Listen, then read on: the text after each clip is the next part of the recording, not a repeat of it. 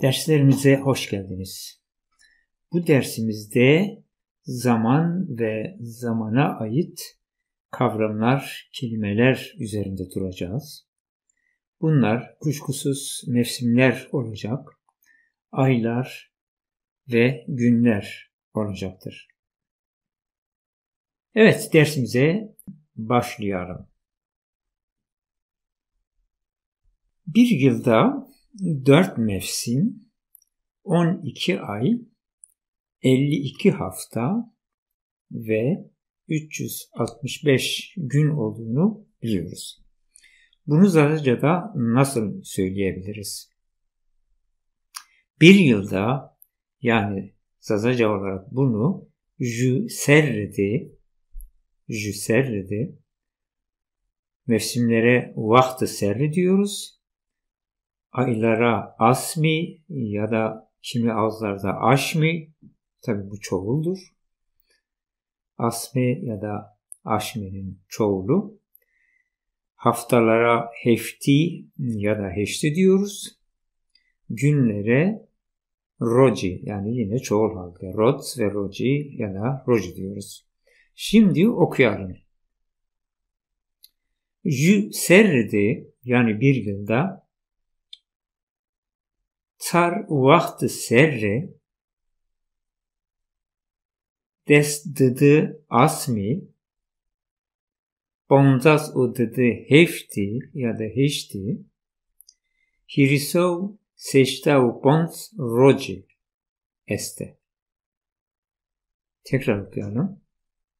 Jüserredi tar vaxt-ı serre, yani 4 mevsim, dest asmi, yani 12 ay, bonzas udıdı hefti ya da heşti, yani 52 hafta ve hirisey seştu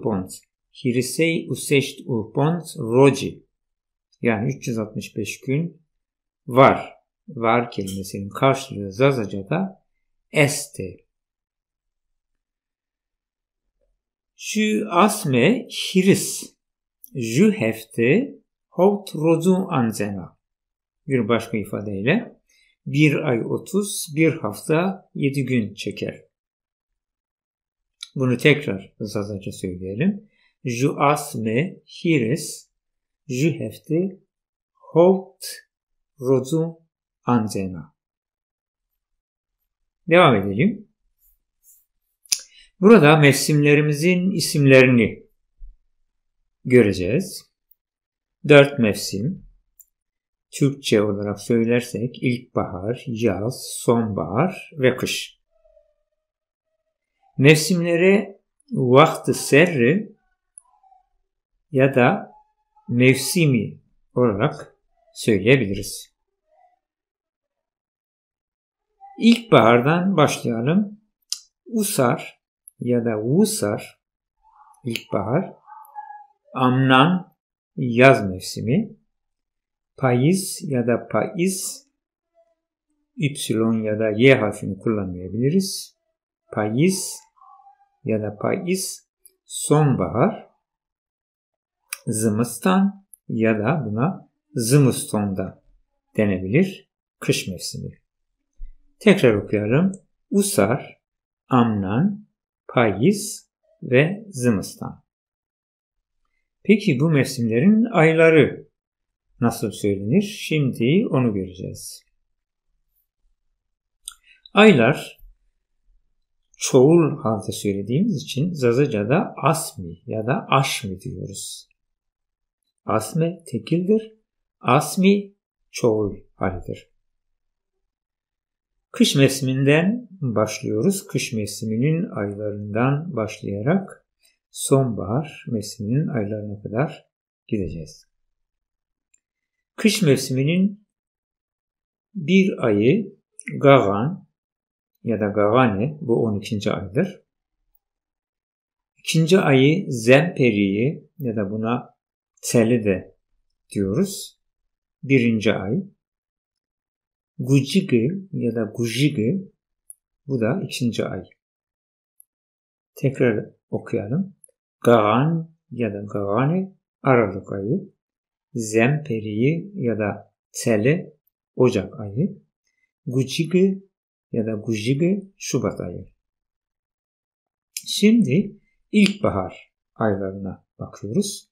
İlkbahar mevsimini biz Zazacı olarak Usar diye söylüyoruz. Ve ilk ayı Marte 3. ay, Nisane 4. ay, Gulane 5. ay. Yani Marte Mart, Nisane Nisan, Gulane Mayıs ayıdır. Şimdi de Amnan olarak söylediğimiz yani yaz mevsiminin aylarına bakıyoruz.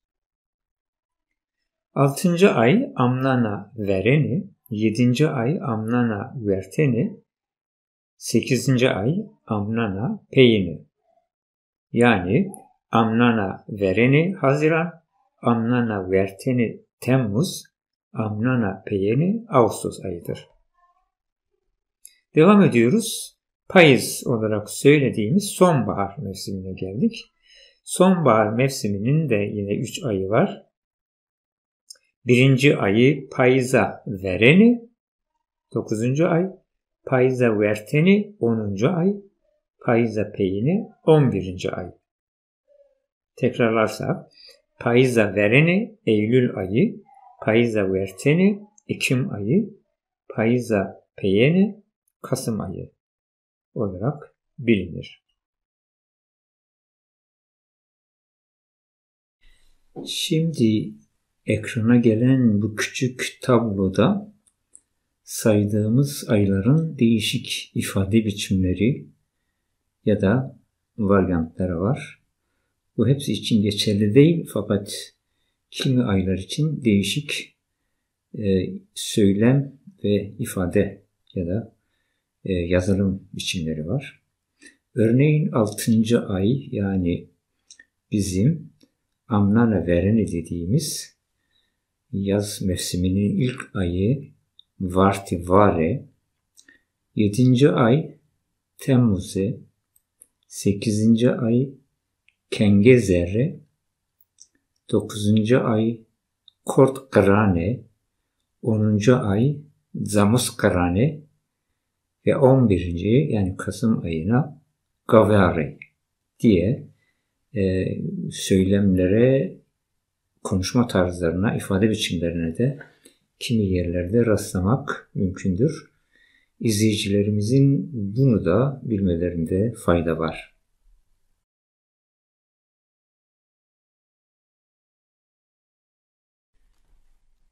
Bu gördüğümüz kavramlar, kelime ve isimler başka değişik ağızlarda, değişik biçimlerde söylenebiliyor. Özellikle de aylara burada baktığımızda epeyce değişiklik görüyoruz. Milli Eğitim Bakanlığı Zazaca 5 ders kitabının 90. sayfasından aldık bu resmi. Burada söylediklerimizin değişik varyantlarını görüyorsunuz. Mevsimlerde bir farklılık yok. Fakat aylarda epeyce farklılığın olduğu göze çarpıyor. Örneğin ilkbahar ayının aylarını sayarlarken Edar, Nisan, Gulan. Yani Edar Mart ayı, Nisan, biz buna Nisan diyoruz. Nisan ayı, Gulan, biz Gulane diye söylemiştik. Mayıs ayı. Burada özellikle Mart ayının isminde tamamen bir farklılık olduğunu görüyoruz. Yaz mevsimi Haziran, Temmuz ayı, Tebah, Ağustos ayı. Burada özellikle Tebah kelimesinin farklarına dikkatinizi çekmek istiyoruz. Bu ay bu kaynakta böyle belirtilmiştir. Sonbahar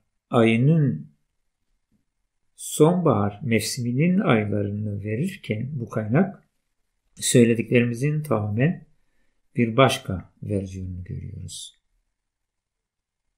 Eylül ayı Keşkelon, Ekim ayı Tişrinu Verin, Kasım ayı Tişrinu Peyin diye kaynakta böyle isimlendirilmiş sonbahar ayları.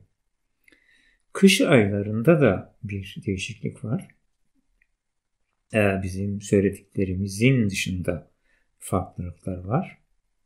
Mesela Aralık ayına Kanunu Verin, Ocak ayına Kanunu Peyin, Şubat ayına Sıbat diye belirtildiğini burada görebiliyoruz. Her kelimenin mutlaka konuşulan dile köken olarak ait olması mümkün değildir. Başka dillerden gelen sözcüklerin olması pekala doğaldır. Burada dikkatimizi çeken durum şudur. Yukarıdaki kelimelerden edar, İbranice adar, aynı şekilde tişrin, kanun gibi kelimelerin de keza İbraniceden alınması dikkat çekmektedir. Ve bu kitapta adı geçen bu isimlerin dilde var olan kelimelere rağmen ya da konuşulan günlük dilde var olan kelimelere rağmen neden İbranice kelimelerden seçildiği açıklamaya muhtaç bir durumdur. Örneğin Tişri veya Tisrin'ün evvel İbranice'de 10. ay yani Ekim ayının adıdır. Keza Kanun Es-Sani Ocak ayı, Kanun-ün evvel ise İbranice'de Aralık ayını ifade eder.